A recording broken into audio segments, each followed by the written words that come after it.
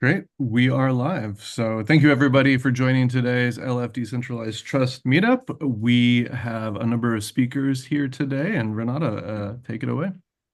Thank you. Thank you for joining us today. Today we will discuss our new topic. We will talk about the evolution of Indy project as EUDI compliant verifiable credentials. We will look at the history of various existing projects and look into the future of their plans. Uh, so uh, Let me share my screen.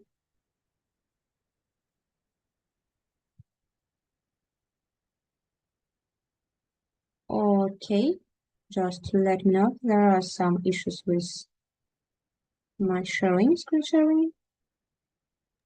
I'm able to see your screen. Thank you a lot. Uh, so, uh, Today our speakers will be a representative of the consensus company. This is Matt Nielsen.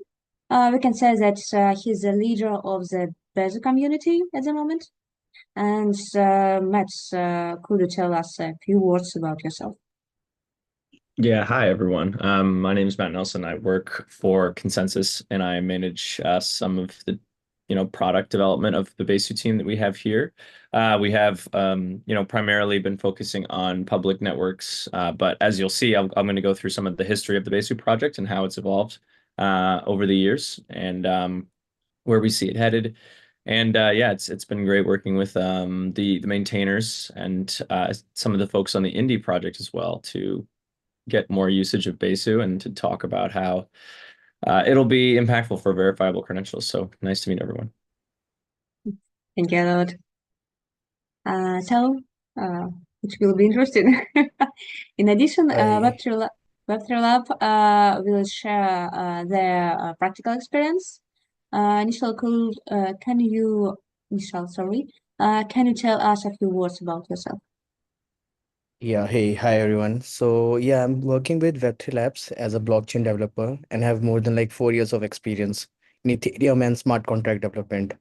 And currently I'm a maintainer of Web3J project and I'm also an active contributor to Besu. So yeah, I will be sharing about like how important Besu is for SSI. So yeah, thank you. Yeah. Thank you a lot. And of course, Mateus from CPQD, a pioneer of using Indy and Besu. So could you introduce yourself? Hello, everyone. I'm Mateus. I'm currently a researcher in the Decentralized identity here in CPQD. I'm going to talk about some use cases using Indy Besu and Besu here in Brazil. So I'm very excited. Thank you a lot. So, let me also introduce myself. My name is Renata, and I have been working for DSR preparation for more than 6 years, maybe 7.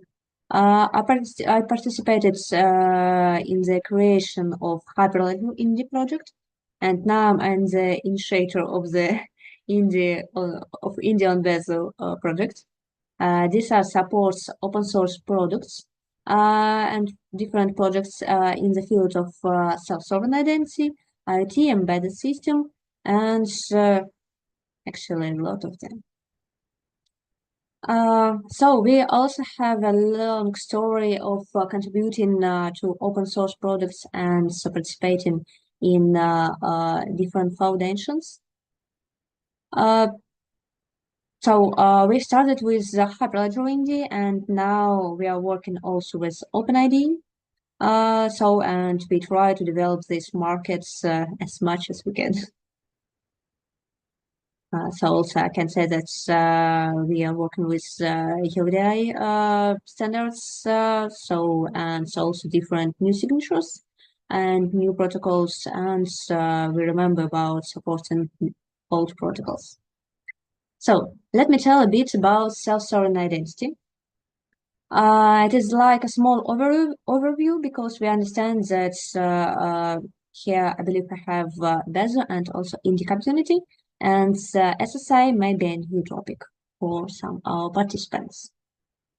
So let's start with common understandable topics about centralized identity when we use, for example, SSL certificates to understand who a person you are talking with. And also, I believe you can imagine documents, some credential that you received from third-party organization, like university diploma, like a passport, like a usual some club cards from different shops. So the self-sovereign identity divides, try to combine the whole this list of ideas, but the main and important difference, it is a peer-to-peer communication between participants. And actually it means peer-to-peer communication between issuer and holder and verifier. So the main idea of self-sovereign identity in storing personal data on the holder side, so you keep your personality and you can manage it and don't store somewhere else. So the main flow here, when an issuer can create a credential and send it to holder. Also, issuer has to store their identity key and schema of documents on verifiable data registry, and it is possible to check this data during verification of a verifiable credential. So also when a holder provides some data for verifier, holder doesn't provide the whole credential, just a proof of the existence of this credential, maybe with some predicates, maybe with some selective disclosure data. The general idea here that issuer has their own DID, like decentralized identity, with this map with DID method, and some specific identifier of this user. And we can say that it is unique for the whole internet in theory. So there are some tools to provide this possibility. And speaking about DID method and also different parts of DID specific string, we can say what is network was used for storing this data. And if we speak about verifiable data registry, usually it is blockchain. In our case, it is, for example, Hyperledger Indy, and now Indy blockchain network. And as I mentioned, the main ideas here, it is approach of storing your personal data on your site. It is peer-to-peer communication to provide some security moments and focus on privacy, of course, for the whole this system. So there are a lot of multiple specifications, standards, frameworks, and tools. And one of our goals here to understand how we can combine them in one product, maybe in one approach. So today we will speak about verifiable data registry, because it is the main place where we keep a schema of documents and some protocol-specific data. So if we want to use different protocols, we need to understand how to store different formats, different schemas of documents at the same ledger. So, then we understand some challenges that we can face with during this way. It is scalability of different systems, because if we speak about blockchain, it is not an usual, it's not usual database, and for different ledgers and mostly for Indy, it may be an issue, scalability of the network, because it is expensive and difficult and unfortunately sometimes impossible. So also we speak about security risks, because in general, of course, our main general goal here is increase security level. But if we speak about and if we work with sensitive data, so it is always risky. So it is technology complexity pretty high because we speak about always security and cryptography. And interoperability, as we speak about, as I said, about different protocols. So, and another big topic here, it is governance and trust frameworks moments. It is regulatory and legal issues. And here we speak about, for example, for Europe, we speak about EUDI standards that allow us to make all these technologies legal.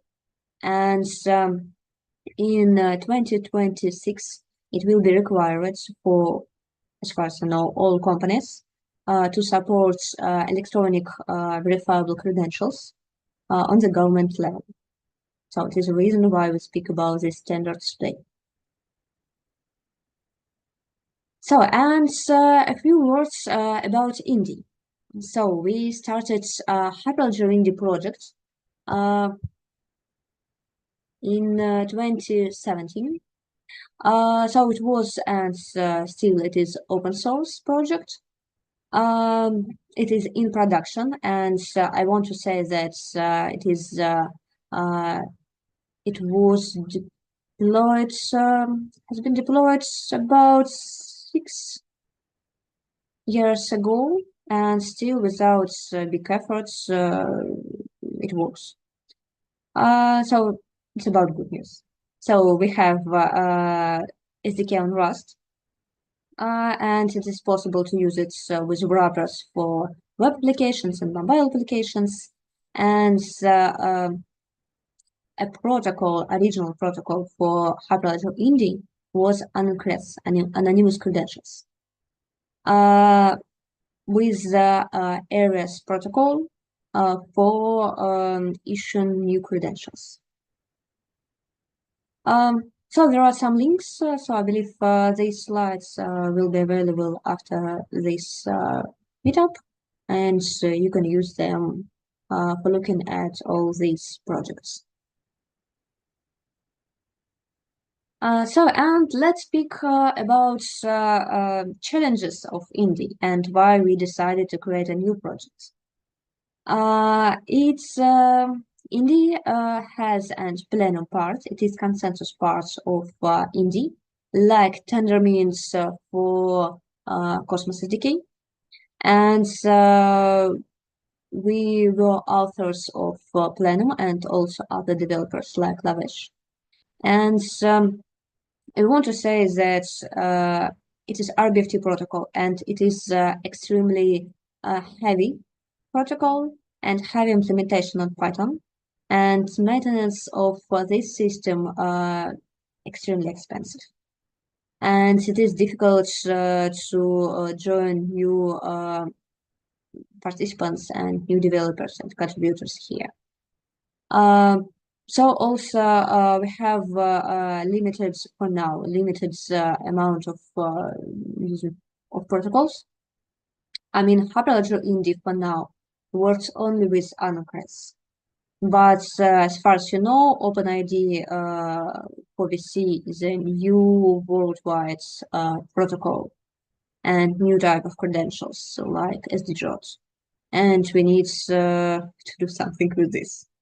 And of course, one of the difficult questions there, it is scalability and performance. Because as I mentioned, RBFT is heavy and we can have only 25 nodes. And we can't scale the system. I know that some university right now asked me for some consultation and they try to do this, but in fact we understand that architecture of Indy doesn't allow this to win in this challenge. So it is about challenges, and finally we decided to update consensus parts and try to keep business logic of Indy project, and we looked at Besu project because of their long story and good experience and profit performance and Ethereum based. So, Matt, could you please continue with the story of Besu? Yes, can you see my screen here? Yeah, thank you. Yeah, so I'm going to do kind of an overview of the project and history, and potentially some of the reasons why the Indy project has chosen to use Besu. As mentioned, it's a long-standing one with a lot of history and of open source contributions. And we've been active since 2020 within Hyperledger, or excuse me, LFDT. However, the project has been around since 2018, was initially developed by Consensus, and then donated to Hyperledger as a means to proliferate Ethereum technology. It's written in Java, of course. You're probably familiar. I don't need to go too much into detail about some of this stuff, but we serve a number of use cases, specifically public networks, and this breaks down into a bunch of different things. But think of Ethereum mainnet, and we have private permission networks such as enterprise chains using BFT consensus, proof of authority consensus, and different feature sets, different approaches, and different technologies that we're doing. So we include a bunch of different consensus algorithms, and we support using Solidity smart contracts, of course, Ethereum-based standards. So, the goal here is to have kind of initially at least a enterprise focus implementation of Ethereum in Java that would be useful for those folks. But over time, it's kind of evolved to be something a little bit different. And we have, of course, many production networks in place now, things like CBDC use cases, supply chain, different enterprise networks, and more. And it's, we're Ethereum aligned, of course. That's kind of the goal of the project. But that doesn't mean that we're ignoring the enterprise. The goal is to kind of converge those two over the time. So like I mentioned, it was launched in October of 2018 as Pantheon, previously known as Pantheon. Consensus had initially built the software to design for public and private blockchain applications to be built on the same technology. We wanted, of course, to leverage Ethereum's kind of proliferation and tooling and infrastructure and developer skills with things like Solidity. These languages and tools are proliferating a lot due to the just the proliferation of the blockchain space and of the EVM in general, so the Ethereum virtual machine. So we knew that we wanted to be able to serve enterprise and users on public networks with the same tech. So we started with an enterprise focus and then over time layered in different priorities around public networks. And we have, of course, extensive features and integrations for enterprise specifically. And those often pay dividends on the public network side as well, like things like I mentioned, better tooling, better support for things like Docker and other enterprise security controls and permissioning functionalities. And we have a big focus on, again, performance. So the goal is to have networks that can scale not only in terms of transactions per second, but in terms of number of nodes and stability of those nodes. And we achieve this, in a variety of ways. But, on networks like mainnet, there are hundreds and hundreds and hundreds, if not thousands of Besu nodes running, all connected together as well. And in private networks, we can see, many, many Besu nodes in these networks too. We've taken kind of the deep knowledge of the Ethereum space that Consensus has, and we, of course, apply it to the Besu project alongside other contributors and maintainers from other areas that are focusing on things like enterprise. So this really has been a kind of great way for the project to stay aligned with what is happening on Ethereum mainnet, and it plays into this kind of convergence theory of these use cases. So we started out with the support for enterprise Ethereum, looking at proof of authority consensus. These are just, if you might have heard of the Enterprise Ethereum Alliance, you might have heard of Enterprise Ethereum in general. You might have heard of Quorum. These are all kind of similar approaches to the same technology. It's basically, again, taking what I mentioned previously that was used for public networks like Ethereum mainnet and the EVM and applying it to a private network context. Using typically much faster consensus algorithms, like proof of authority consensus. So QBFT is the latest iteration of this. It's quite fast and it has instant finality, and all those good things that we cannot get on Ethereum mainnet because of the way that the network is designed, essentially. But over time, we layered in more of a focus on public Ethereum networks, and also marquee support for use cases like proof of stake and proof of work within the client. So supporting networks like Ethereum mainnet, Ethereum Classic, etc. Our goal was, again, we wanted to bring enterprises along for the ride, and we wanted them to get comfortable with this technology running on private networks and then ultimately in public networks. And now we're even seeing this kind of go into things like Ethereum L2s and app chains and side chains running on Besu technology. And since it's all built around Ethereum standards, the technology and the tools are highly portable, including the Indy project that's deployed on Besu. So it's kind of a nice, again, we're looking to leverage all the tooling, leverage all the existing software, and we're looking to bring enterprise along for this ride. The goal was to start Besu off very narrowly focused and then kind of converge with this over time. So our thesis at Consensus was that the enterprise Ethereum world would have very specific and niche requirements in the experimentation phase of using distributed ledger technology. And that's why enterprise Ethereum specs exist, specifications. And these are around privacy, permissioning, different types of basically data living on chain. And public Ethereum is frankly quite the opposite. Its goal was to be maximally decentralized without permissioning and privacy built, at least in those initial phases. The goal was to be everything as transparent as possible. Everything is done on the public ledger, and the nodes are run all across the world in a distributed fashion. And initially, that wasn't a good fit for enterprise. Frankly, there wasn't a good understanding of what that meant for enterprise data. People had their own data. They wanted to transact on chain, but they didn't necessarily want to share it with the entire world on a public ledger. Though we kind of knew that over time, as the technologies evolved and privacy solutions evolved and the kind of space scaled, public Ethereum scaled, it used to be 5 to 10 TPS. It's scaling significantly now at this point. These started to converge. So this is our thesis back in 2018. I think we've proven that it's primarily kind of working out, and this is the good reason for us to focus on these use cases. But it's all kind of built around the EVM and around these tools and technologies. And that's why, at least in this context, it's very exciting to see Indy be supported on these, based on these Ethereum standards, because it'll be a long-term direction of travel, we believe, for enterprise and public networks to kind of converge into a mix of kind of hybrid style networks where privacy and permissioning are preserved, but the networks are public, freely accessible, or permissionedly accessible.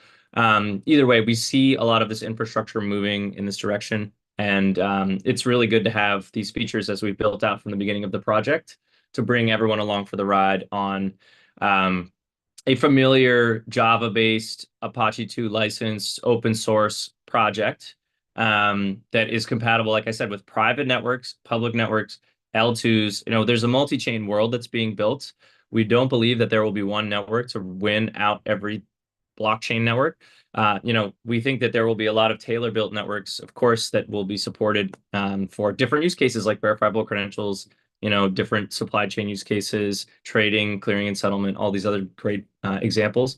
And they'll all be connected together. So the fact that we have this standards-based approach that is built around the EVM and Solidity and all this other stuff is really what I think is valuable. And it's really why we're really excited to have the Indy folks working with us closely, because it'll mean that your technologies that you all build on top of this solution will be maximally portable across chains and types of chains and networks as you see fit and as you design. But it's good to keep that alignment with the public networks and with these other enterprise networks, because we want to make sure that everything can talk to each other in a future where you might have a network that distributes these verifiable credentials and DIDs, and you have many networks that consume them. So we have built Besu to be compatible with mainnet, of course, and aligned with Ethereum network roadmap, essentially. So as the Ethereum network changes and grows, we will bring along for the ride all of the networks that are built on top of that, which means you continue to get the best tooling, continue to get the best language support and features from Ethereum mainnet and researchers across the globe who are working to build the best kind of infrastructure we can for these use cases. And our focus today is kind of on performance modularization, resolving tech debt in the client, and making it really rock solid. And we are aiming to be the most flexible and best blockchain infrastructure for institutions and enterprises looking to participate in any type of blockchain network. And yeah, that's a little bit about Besu, frankly. I don't think it needs too much more explanation, but I'll be in the chat to chat through any specifics if you have questions on the project. Thank you. Thank you a lot. If you have any questions.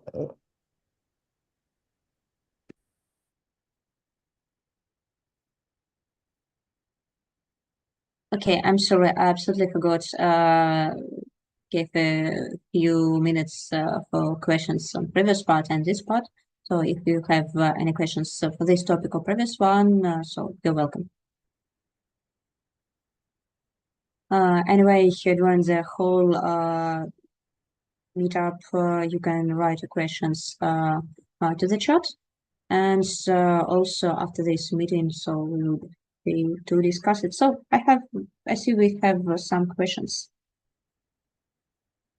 Matt, Yeah, I see. apologize if I pronounce incorrectly. Yeah, there's I'll let you question. handle the question about the revocation mechanism, but the first one, how can Besu improve Indy networks? I think Renata mentioned earlier that it's kind of a scalability approach as well as a standards-based one. You know, we're building around a technology that, you know, we are continuously improving the performance of. We are also confident in the ability to have very large and stable network sizes with very low, you know, with very high throughput, essentially. So the goal is to have the Indy project use an underlying Besu ledger as opposed to the Python-based system that they had before. And what this does is it takes all the business logic from Indy and it shifts it to essentially the application layer of a Besu network.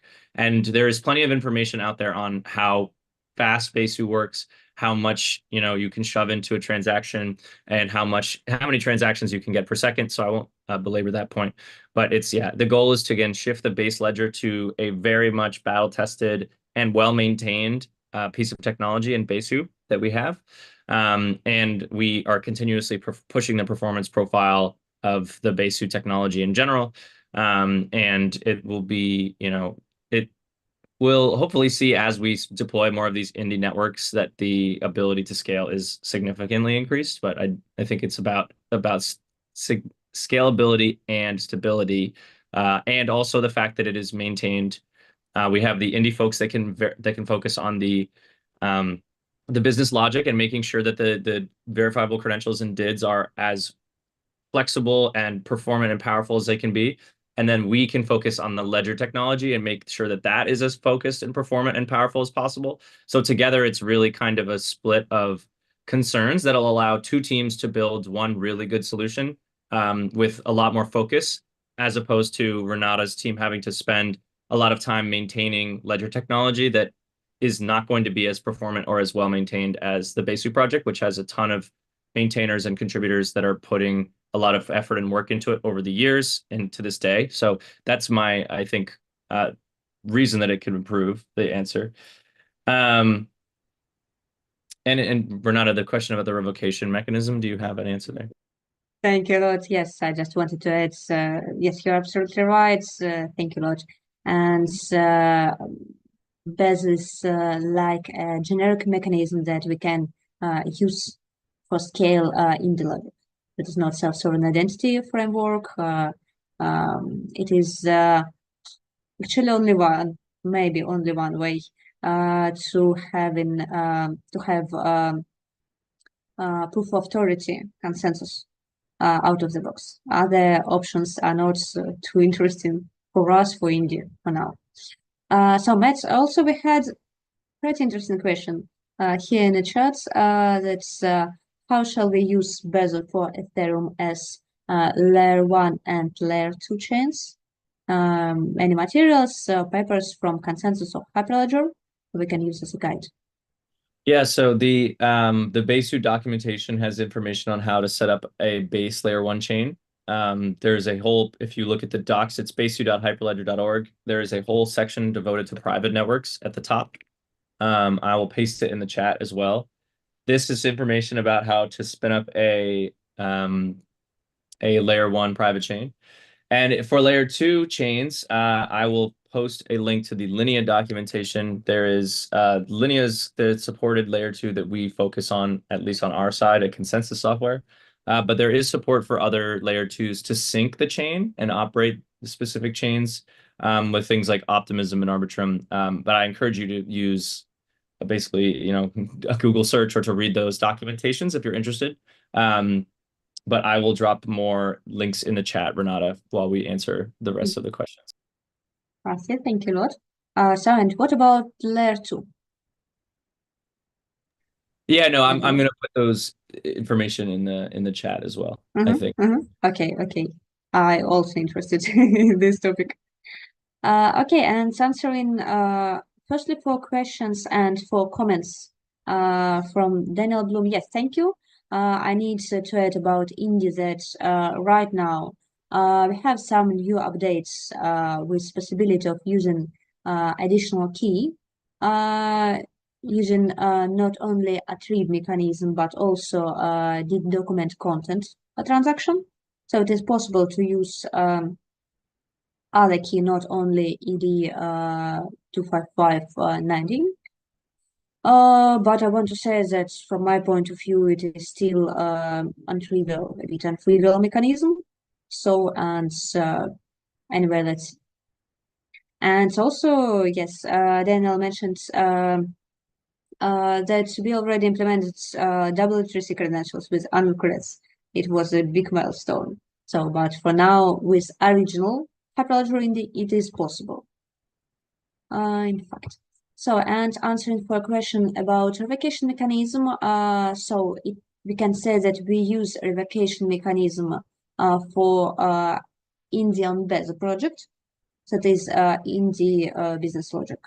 But I want to say that it will be next in our roadmap. And I hope that Mateus will tell us a bit more because he is involved in this implementation work. Now, Nishal, could you please continue with your speech? Could you share your screen or maybe? Can you share? Yeah. Is it fine like if you share the screen? I can share my screen. Just let me know if this is the last version of your slides or not.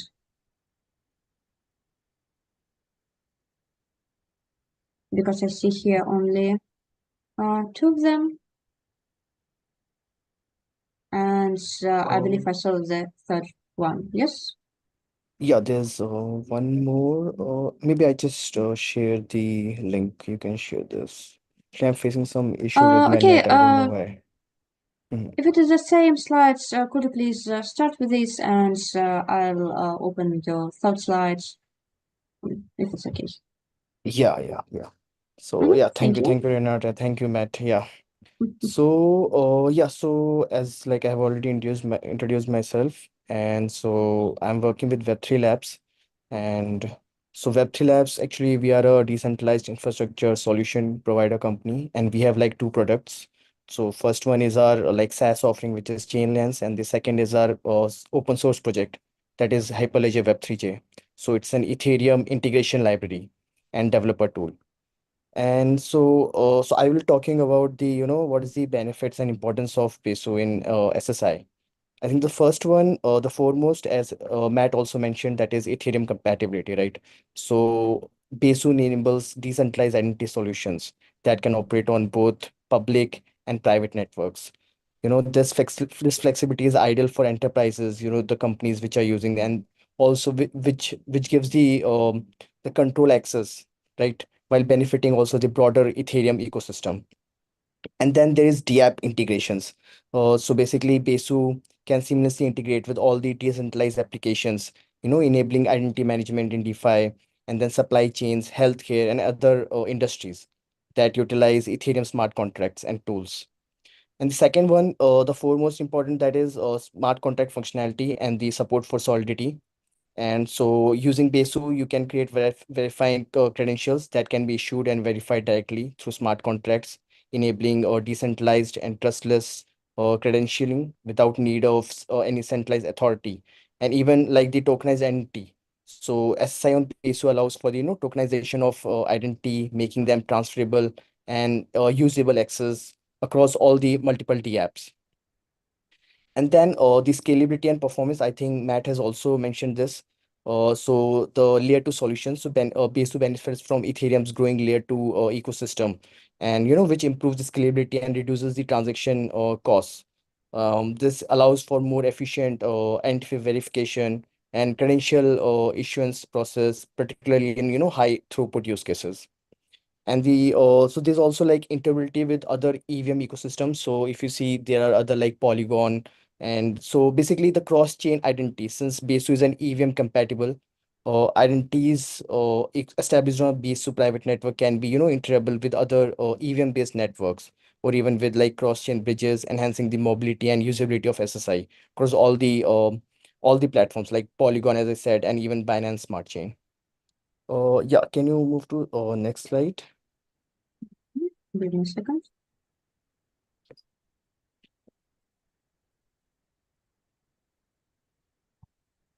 One moment, please. Technical specific of two bright colors. Sorry. No issues.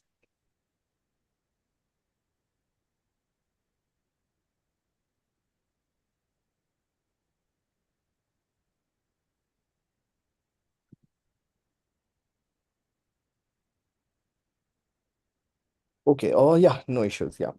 So right now, actually, we are working with, currently Besu and what are the other SI solutions, because we have been using Spruce ID with most of our clients. Spruce ID is like a flexible SI framework, and it is written in Java. It supports various DID methods, especially DID ETH, and then the OAuth-based authentication. And it is designed to integrate SI into any Web3 ecosystem. And there are other solutions also which are present in Ethereum. So basically for EVM-based blockchains, like first is Veramo. I think it's split from the some other old project, Uport. And so it's like an open source JavaScript framework. It's for building decentralized entities and verifiable credentials. And it basically provides performant and modular APIs, and it is based on JavaScript. And the other are like Vault ID and Bright ID. So it's a Bright ID is it's like a social graph based identity verification system that focuses on ensuring uniqueness without revealing any personal data. And for the Vault ID, it provides a full ecosystem and even the wallet support, and the for the issuer and the verifier. And if we talk about some of the use cases which are being used in Besu with Besu or like EVM networks. So first is like universal logins. So you don't need different identities for different chains. You directly use a universal login which can be used anywhere, and even for websites, right?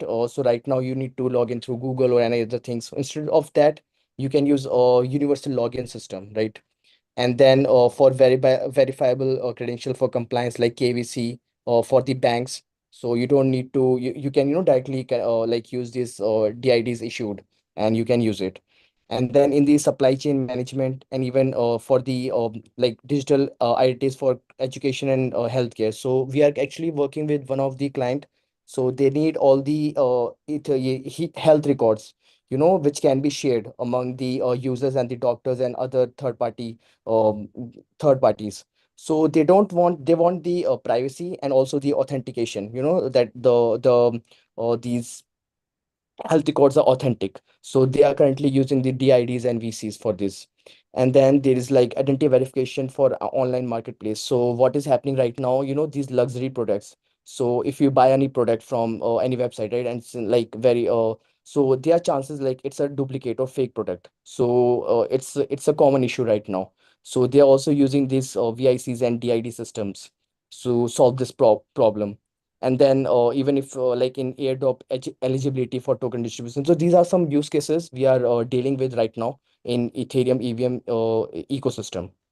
And this is where we can directly use DIDs and VCs along with Besu support. So because Besu also supports smart contract.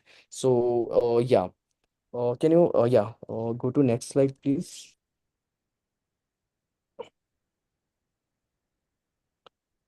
Okay, so actually, I want to discuss one of the like case study which we worked on. So the client was Vodafone. It's I think it's a very famous mobile operator, and they have this electric vehicle systems. So the project was decentralized identity solution for these electrical vehicles. So these are some of the objective. The goal of the project was to address the security and also the privacy challenges that arise with centralized identity management in electric vehicles. So traditionally, what used to happen, like we use SSO, right, single sign-on. So it exposes the data risk for such as like identity theft and even data abuse, right? So it becomes more pronounced in IoT devices, right? So basically, as electric vehicles where multiple third parties like charging stations and there are fleets interact with vehicles, so there's a chance for identity theft here and even the data abuse. So what we did, so in this project we replaced the traditional centralized entity system with the decentralized entity, that is SSI, using DIDs and VCs, and these themselves interact securely with other IoT devices like the charging stations and even for the secure payments. And so I think the one of the most these some there were some challenges, and also so what we did, the innovation was development of IoT identity passport. So it enables seamless and secure identification of every electrical vehicle for automatic process for charging and even secure payments. So basically we developed this support using Web3j, the Spruce ID, and then we use Besu as our EVM network, and it was all written in Java. And so now you can connect any digital identity system via EVM network, and it provides essential support for creating all the DIDs here, and it also creates the ability to more easily interact with the EVM network and generate the JSON web keys. So this is one of the case study we worked, and so since this enabled the basically the use of digital identity in the EVM, and even EVM owners can maintain the control over their identity and basically their data, and while also enabling autonomous microsystems, microtransactions, and the real-time device-to-device trust without needing to any centralized authorities. So it was one of the case studies. And I think, yeah, that's it from my side. And if you have any questions like to any of these slides, basically like what are the other use cases and how did we manage to do this? Actually, I have a question. Thank you a Yeah. lot for your presentation. I wanted to say about this use case. Have you heard about using Indy and Besu there instead of Spruce ID? And do you need, for example, selected disclosure for this case? Yeah, so I think the Spruce ID doesn't like allow this selective like reveal. So that's, I think that is one thing where Indy Besu can be helpful, but we haven't right now we haven't used this. Like we are like I think right now we are just using the EVM Besu and the current solutions we have, and we haven't used the Indy Besu, and we are like we are also like looking into this solution which you are I think which can be very helpful. Okay, thank you. Sounds really interesting. Yeah. So, do we have other questions? I see some questions about Indy specific. So maybe some questions. Okay, we have a question from Dan. We're developing a device for logistics. Is a website or link where it's possible to see how can DID can be implemented? Do you mean DD or DID? So we. Oh, I think this is a kind of a supply chain. Can you clear this? What do you mean by I'm not sure. So then maybe you can mentioned what do you mean by DD. But I believe it is a question about demo versions of your products and real possibility of trying this maybe in logistic field. Oh, sorry. Maybe do you have any open demo? Yes, open demo for trying using DID for some of your products. Yeah, so right now we don't have any I don't have any demo right now, but I think 1 second. I can share that case study in detail, which I have in the chat. I think that can be beneficial for this. 1 second.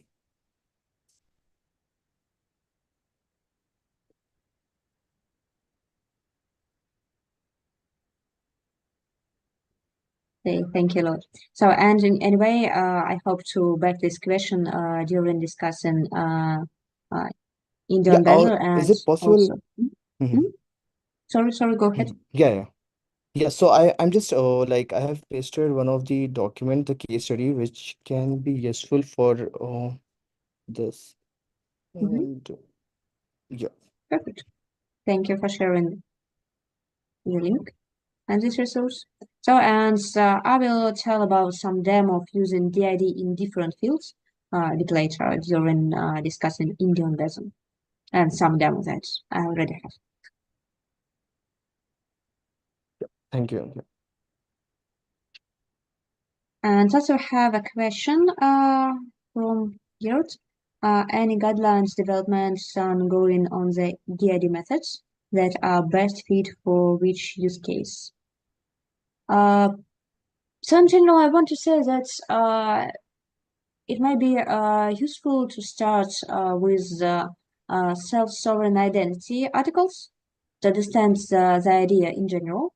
And after this, I can recommend reading about maybe most popular DID methods and speaking about different use cases and best fitting for them. Usually, from my point of view, I try to look at technology that specific DID methods has. For example, if it is based on Ethereum, we understand specific of keys and possible ecosystem around this DID method. So maybe if you want to choose the correct one for your project, start thinking from a blockchain network that you are going to use and maybe ecosystem around this DID. I hope I answered your question. So we had also questions about revocations, I remember. And also we have a question from Christian about possibility of migration from old Indy.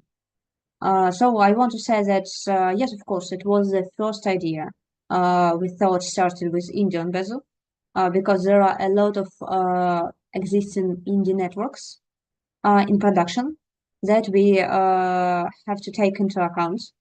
And we have a migration script for now, like a demo version of this, to move some data from the previous ledger to the new one based on Besu.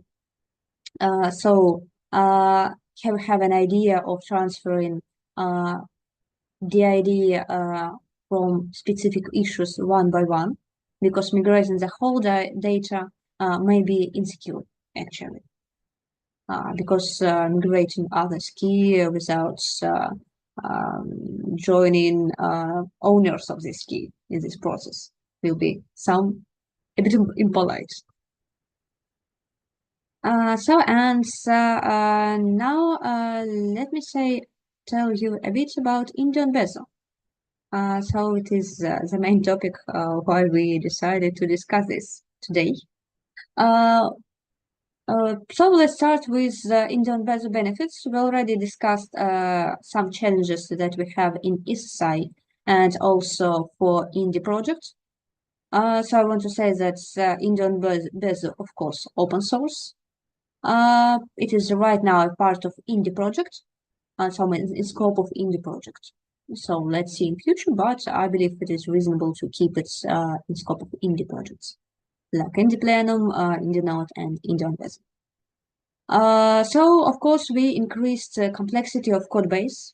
It is a set of smart contracts and SDK for them, and it is pretty easy to maintain and also to contribute to this code base. Mateus will tell us about the possibility of using this. Also, of course, the main goal we had, it is performance and scalability. Because using Python old code base with RBFT protocol is a bit risky. And now we are sure in Besu performance. And I remember a question about the version of Besu that we use right now. It does not the last one that we use for Indy and Besu for now, but we think about bumping the version. And anyway, we use Besu version with the new database, I believe. And it means that the performance should be better. So, and hope soon we can test this and tell the truth. So anyway, much better than for Indy. For Indy, it was just 10 or 30 transactions per second. There we speak about thousands of transactions per second. So also we want to say that Indy and Besu solution much more stable than Indy. Not because of Indy quality, just because if we use Besu and Ethereum consensus and software and ecosystem, there are popular products with continuous maintenance and troubleshooting, and we can be sure about stability.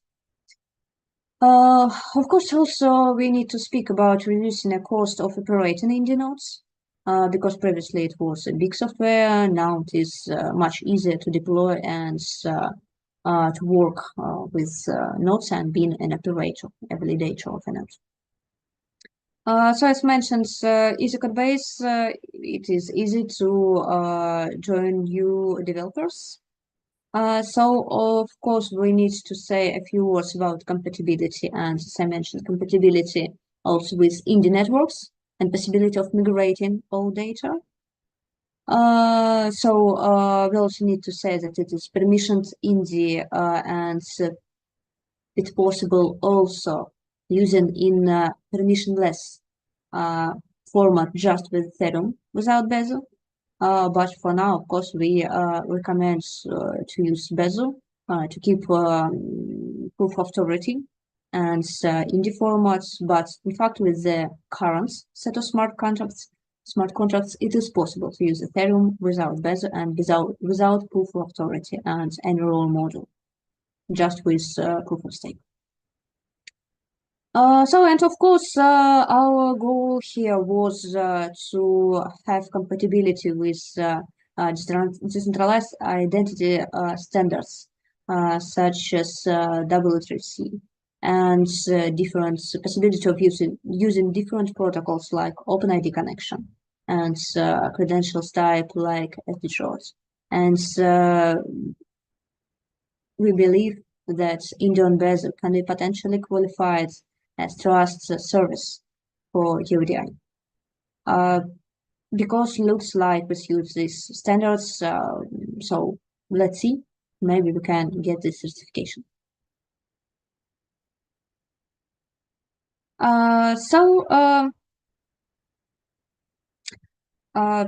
are some data about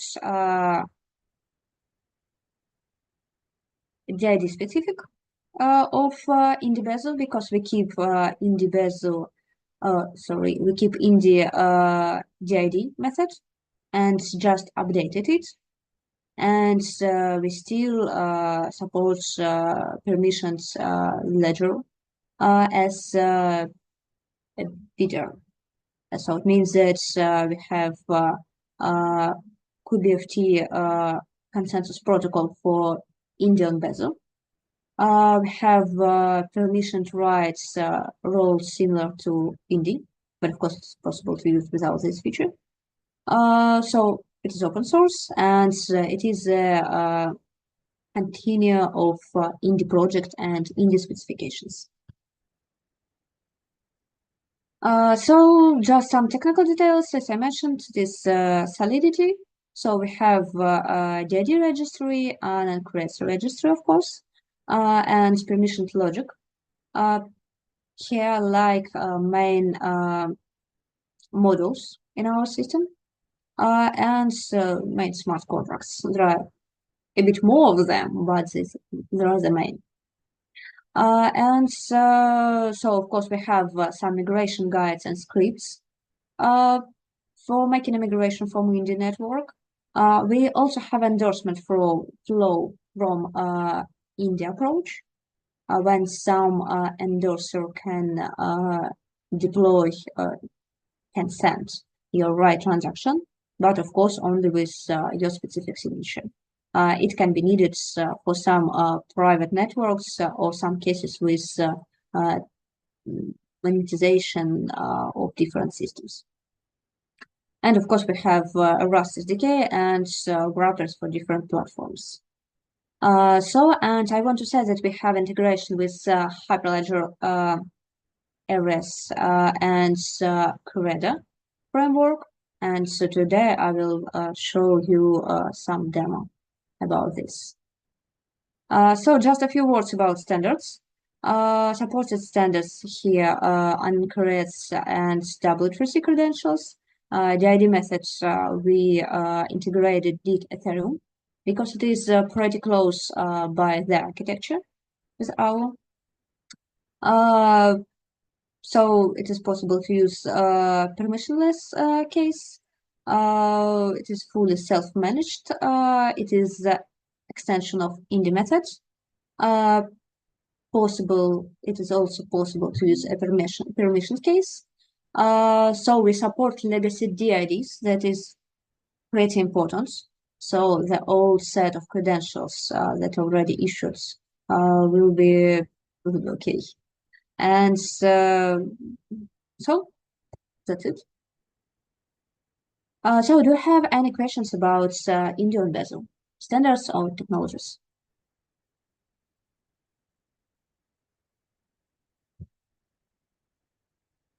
I tried to answer all questions during our previous discussion. Just let me know if I lost some of them. I'm really sorry.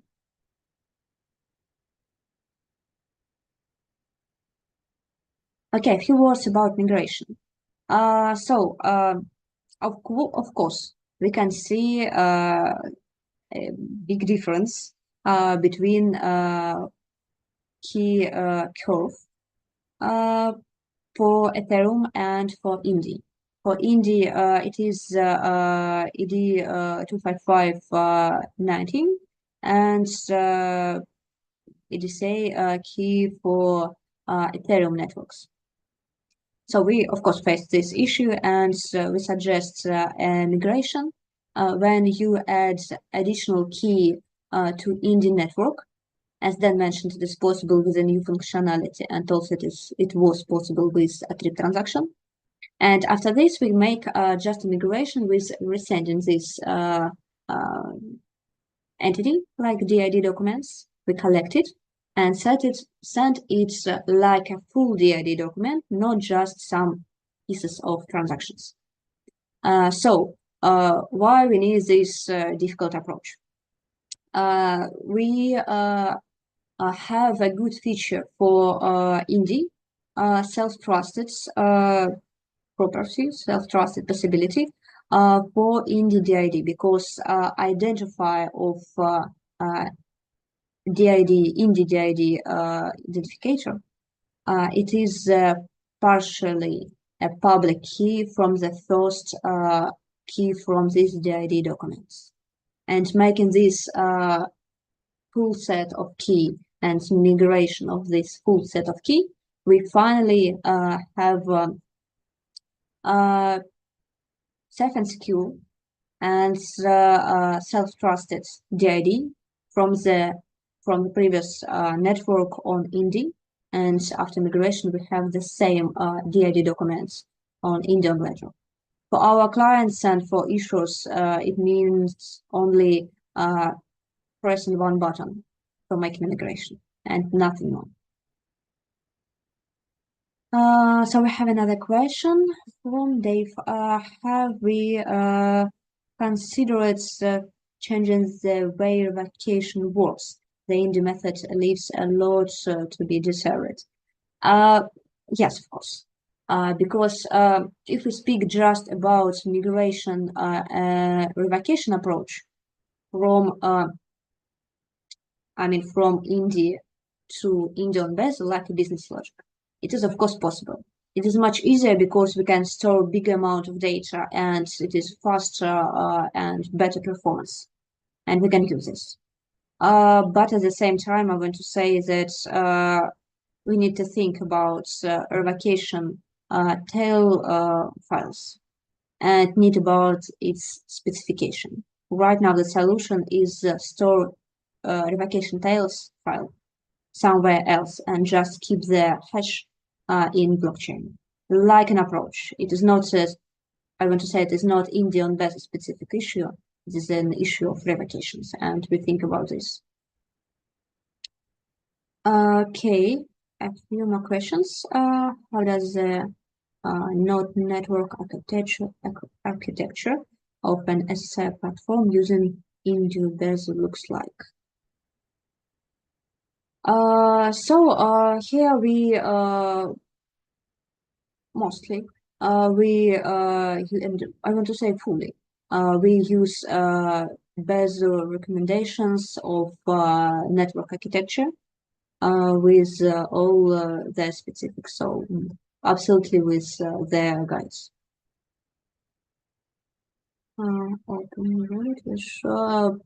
Also one question.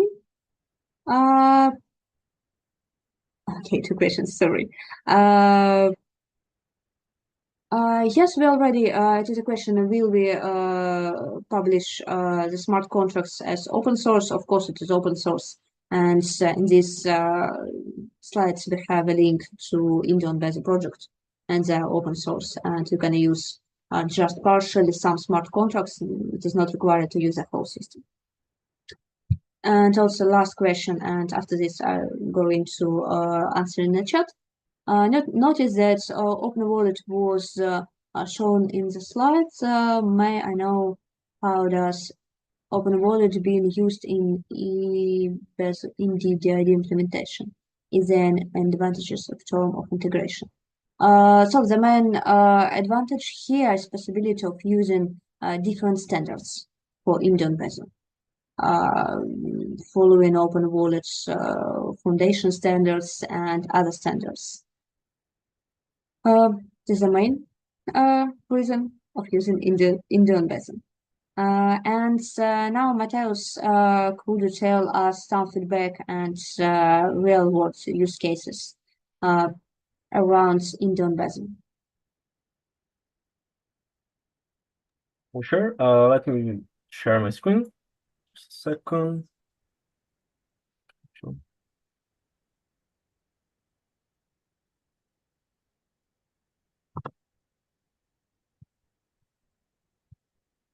Okay. Can you see it? Just Google for now.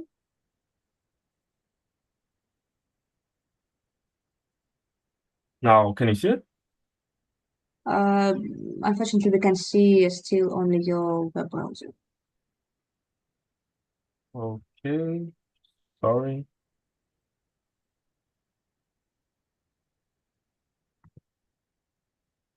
Strange.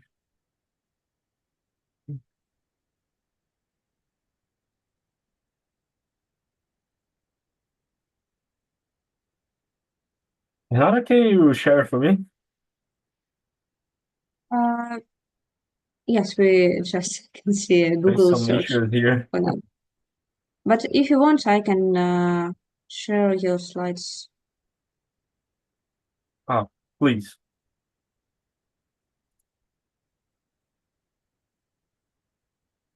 Okay, give me a second. I also have some troubles. Could you please try again?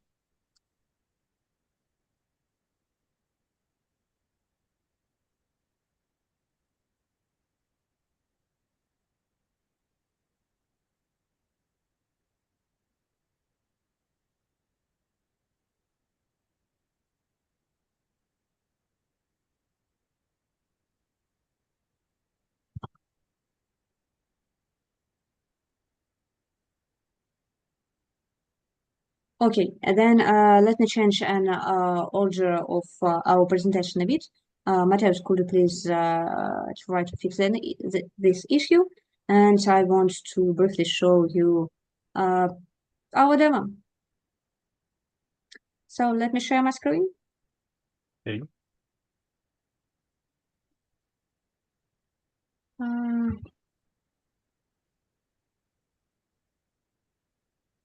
So firstly, I need to tell you that we want to show a possibility of using Indy and Besu ledger with and credentials issuance with OpenID for VC protocol and also EUDI credentials. DSR Corporation right now is preparing a new product.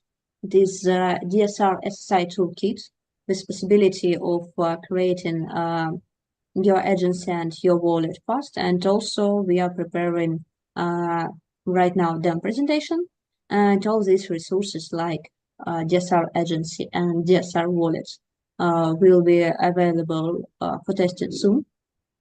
So speaking about, for example, DSR wallet, we already certified it for EPSI. So it's our standards is suitable. So for agency, we have a form where we can make an authorization for a specific issue or a verifier. So we have three demonstration flows: the easiest demo and two advanced flow for issuing a credential. Here we can use OpenID and SDGVT protocol, SDGVT formats. And also here, we need to use Indy Besu network. And here we already created an Indy Besu DID. And for the next issuance, we will use Indy Besu DID specific. So we defined a schema of our new credential. We fill out the form with fields. And now we press issue and have a QR code with some kind of invitation. But for OpenID, for VC, we speak about an offer. And now we have this offer on our mobile wallet, and we can accept it. And after this, we can see this credential in our SSI wallets on the mobile device and look at these fields. Also it is possible to make a verification of this, for example, this credential. We also need to select protocol type and credential type to understand the language we are going to communicate with wallets. We also need to decide what DID we are going to use. And here we decided to use Besu and fields that we are interested in for getting a proof. Now we use the same mechanism for getting a proof request. And here mobile user can accept this and send this credential. So we can see that DSR agency received this credential and required fields. All this process, for the whole this process, we used DSR wallet agency, and so it is Indy on Besu ledger that was locally deployed, but we are going to deploy it soon in open. And also OpenID for VC protocol and SDG's credential type. So do you have any questions about this?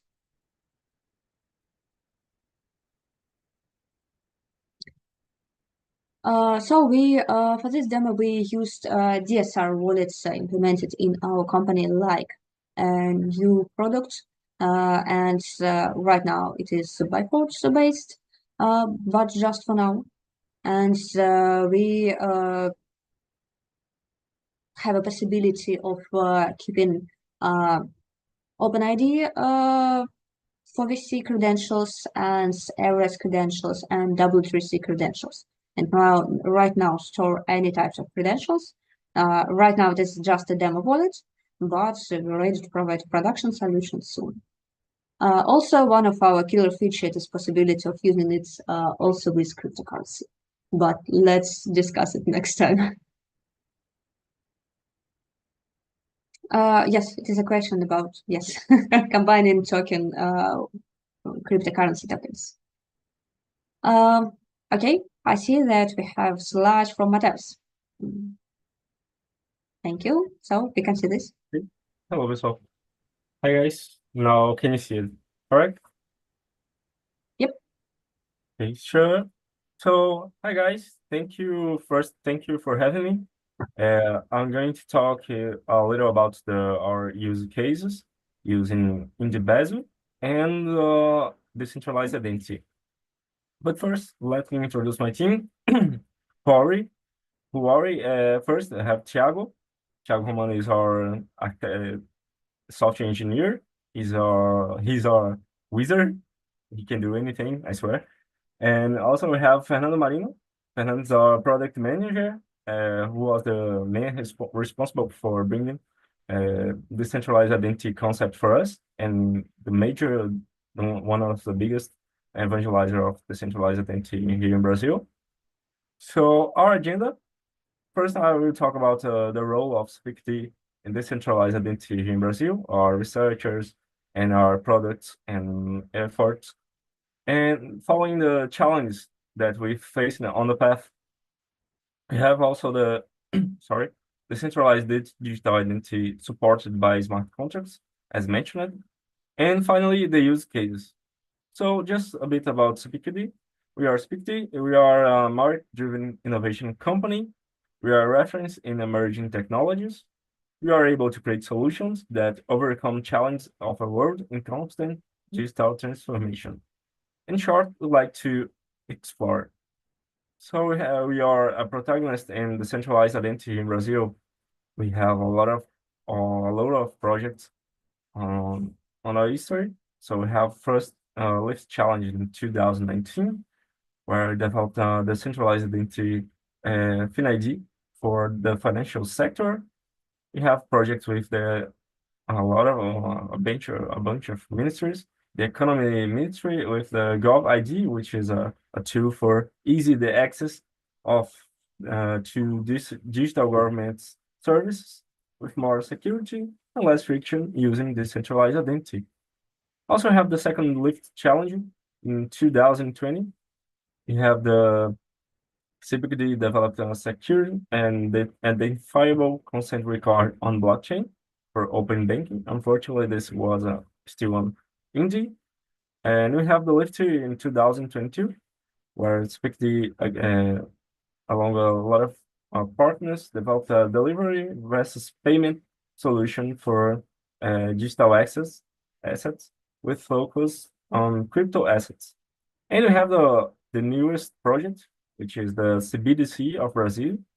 When CPD took part and is also participating even today. Well, the challenge that we faced along this road. So we have the first challenge was the portability and acceptability, because our customers used to say, wait, do I need another blockchain to run this application? Why can I use on my own DLT? Because I have the initial project was bound to the Indy network, the EUDI. So they are concerned about the cost involved in this migration or install a new ledger. So you have also the flexibility problem challenge, because Indy is a specific purpose DLT just to run decentralized identity applications and to support decentralized applications. So we cannot easily add no new functions to it. That's our biggest complaint for our customers as well. So emerged the idea of the DI and the smart contracts from using the Indy Besu approach. So here I have a picture that explain this concept. Have first the first layer is the verifiable data history using smart contracts that imitate Indy ledger behavior. So we have this integration library Web3, which is interactive with the contracts and abstracts the complexity for the application, the final application that's running on the client side. The client side have the example of Indy, the Akapai running with our module Indy Besu. So we have integrated the Akapai, the Indy Besu module on Akapai, and also in the AFG, our framework JavaScript. So we have this on already running in our applications and test cases. So why use smart contracts? By using a smart contract, we explore the potential to create an enabling environment for decentralized digital identity. So in this way, you can use the open source contracts originally developed by DSR. So we customize these contracts to attend our expectations or demands from the customers. And so the customers, sorry. So this is very flexible.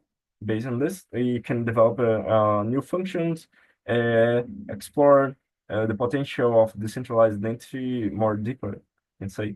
So that is also we have the smart contracts running on event networks, which allows to solve the portability problem. We can bring all the platform to another blockchain, to a different blockchain that is running on EVM.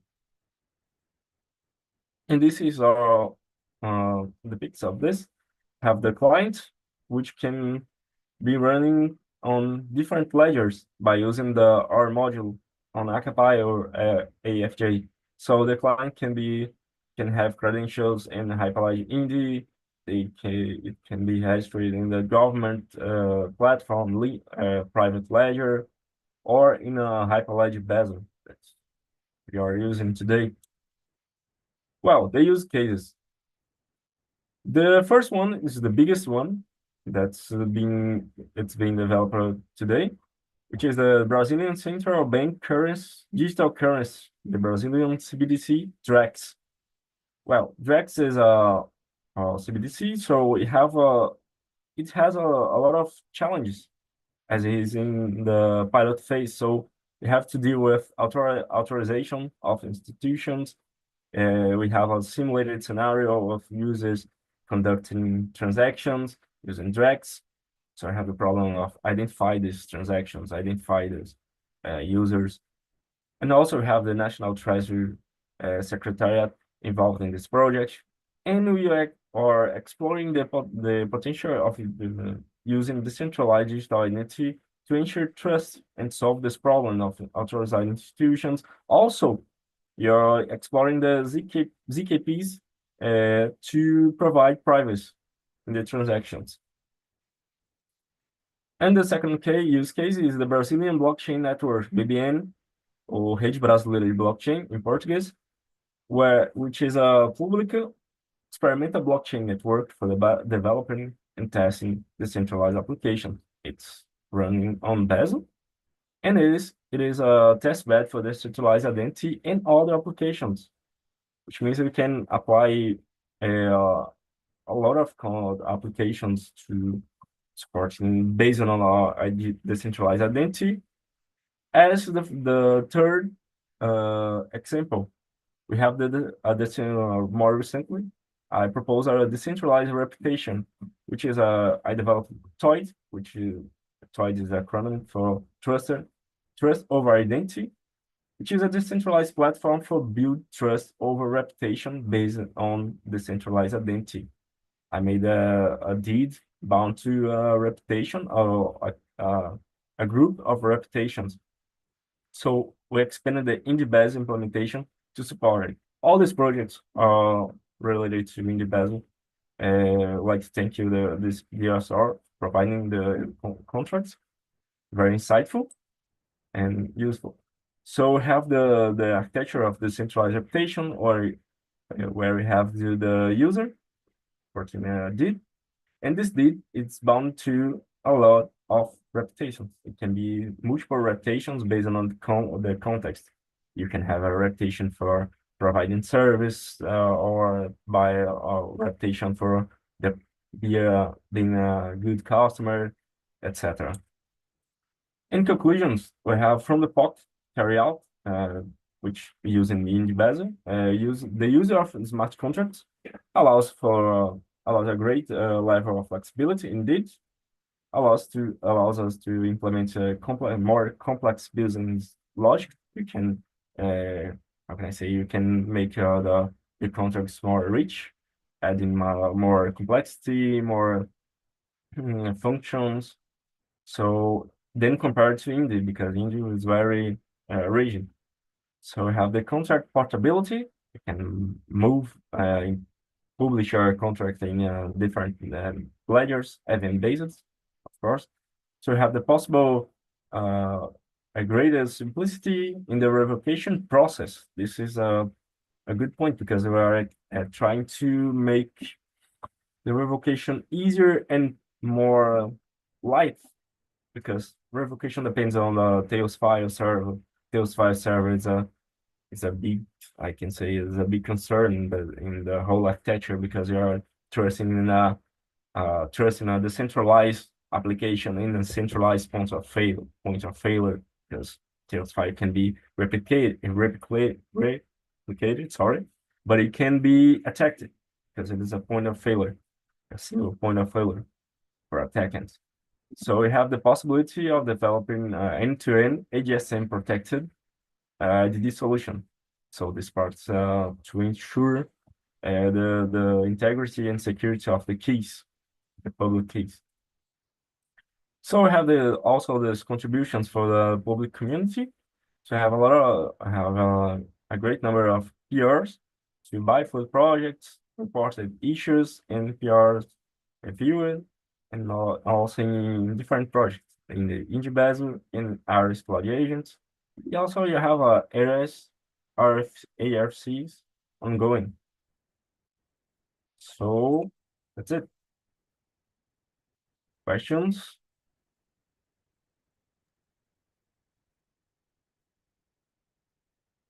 Thank you, Lord. So maybe you have other questions. I can add that I saw this architecture of revocation style. I really like this. This, from my point of view, it is something in the middle between revocation list and more secure solution for unencrypts with revocation tails file. So it is about status on blockchain. I have a question. Could you explain more info about BBN?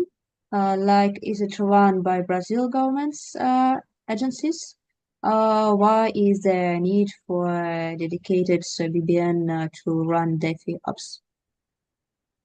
Sure. So the BBN is running by the government and by National Bank of Development, and so to being part of it, you can submit a request, but it's only for Brazilian institutions today.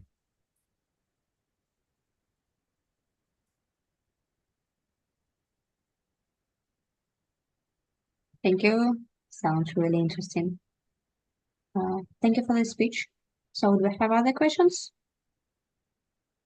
So from my side, I just can say thank you for working with us on Indy and Besu. So I believe we have some future with this project. Oh, thank you. Thank you guys for having me. Thank you. So thank you a lot for being with us on this meetup. I really want to apologize for making this a bit longer than we expected. So I hope it was interesting, and we just have too many things to say, and so a few amount of time. So thank you. You can send your questions to my email or to Guy's email, I believe. So we'll be happy to answer for all of them. So waiting for your feedback, and I believe slides and video will be available later after this call. So thank you a lot. Have a good day and join us next time. Thank you. Bye-bye. Thanks, everyone. Thank you. Thank you all. Bye-bye. Bye bye.